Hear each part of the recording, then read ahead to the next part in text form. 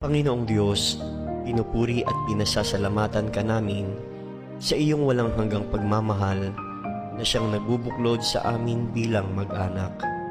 Maghari ka nawa sa aming puso at punuin mo ng pag-ibig at katapatan, kapayapaan at kasaganahan ang aming tahanan. Patuloy mo po sanang basbasan ng aming pamilya. Patatagin mo po kami sa pananalig sa iyo, lalo na sa panahon ng kahinaan at pagsubok.